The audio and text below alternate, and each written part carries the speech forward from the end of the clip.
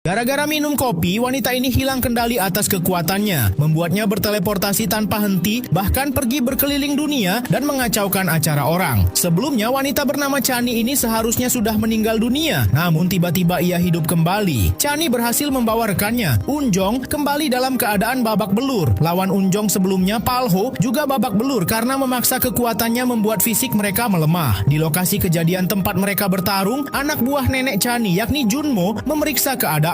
Unjong yang bermimpi buruk membuat benda-benda di sekitarnya melayang sampai Chani memutuskan menemaninya. Bahkan ketika Unjong bangun, ia sadar kursinya dipasang bola agar tidak berisik dan meninggalkan obat untuknya. Esoknya, Chani, Robin, dan Songyong sudah menantikan kedatangan guru mereka, Unjong. Diam-diam ada seorang wanita sedang mengikuti mereka. Unjong sudah berjanji akan mengajari mereka mengontrol kekuatan mereka, sehingga berkumpullah mereka di markas tersembunyi mereka. Tentu saja mereka yang kacau balau membuat Unjong kesulitan. Akhirnya Unjong memutuskan akan mencari cara memicu kekuatan mereka muncul, di mana ketika Songyong yang awalnya memuji Robin berakhir memaki-makinya. Hal itu membuat kekuatan Robin muncul dan nyaris mematahkan tangan kedua rekannya. Sampai tiba-tiba Chani yang sedang bersantai melihat seekor kecoa. Di sanalah Unjong sadar tiba-tiba muncul ikan dan makhluk-makhluk lain melayang di kamar mereka. Di satu sisi anak-anak lain sedang ketakutan karena muncul ribuan kecoa di kamar mereka. Unjong kembali ke kamar di labnya dulu dan ia bertemu lagi dengan teman lamanya, Horan, yang dulu selalu menghiburnya ketika mereka sama-sama jadi objek penelitian lab Wunderkinder. Horan yang menyukai Unjong mengajaknya bekerja bersama Dr. Hawondo lagi, namun Unjong menolaknya. Akhirnya Horan membuat bayangan teman-teman Unjong melihat kecoa satu sama lain agar mereka menyerang satu sama lain. Unjong segera mencekik Horan agar kekuatan ilusi Horan menghilang dan akhirnya wanita itu pergi dengan kecemburuan. Ketika Chani sedang mengobati Unjong, Unjong menceritakan dulu ada temannya di lab Wunderkinder yang memiliki jantung abadi. Unjong mencurigai jantung itu diberikan untuk Chani setelah kebakaran menewaskan sebagian anak-anak di lab tersebut. Apalagi Chani baru tahu neneknya ternyata adalah investor untuk lab tersebut. Chani yang shock kemudian menemui neneknya meminta penjelasan kenapa ia tidak bisa meninggal. Nenek Chani pun bercerita bahwa anak dengan jantung keabadian itu seharusnya tewas, tapi ternyata nyawa anak itu selamat tapi sebagian otaknya rusak. Dokter menyarankan jantungnya dipindahkan kepada orang lain daripada dirinya tersiksa. Nenek Chani yang tahu cucunya itu sekarat memutuskan akan memindahkan jantungnya kepada cucu satu-satunya. Itulah alasan kenapa Chani tidak bisa meninggal. Dan akhirnya Chani yang bimbang mencari cara untuk meminta maaf kepada Unjong. Namun Chani terlalu takut karena sudah mengambil jantung teman kecil Unjong. Keesokan harinya Unjong melihat Robin dan Songyong berdua saja. Chani kabur dari rumah dan menginap di rumah Robin dan tidak mau keluar. Bahkan ketika salju pertama turun, Chani tidak juga muncul. Sampai malam itu Chani datang ke apartemen Unjong.